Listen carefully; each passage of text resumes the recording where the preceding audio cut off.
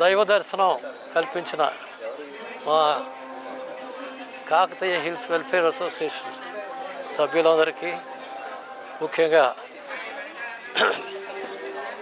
President గారికి, కార్యకర్తలకు అందరికీ నా ధన్యవాదాలు, నమస్కారం.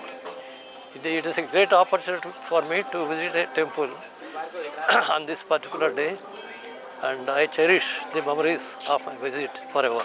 Thank you. శ్రీ వెంకటేశాయ నమః. ఈరోజు ఈ ఆలయంలో చాలా కాలం తర్వాత ఇలాంటి జనసమూహాలను చూస్తూ చాలా ఆనందం వేస్తుంది.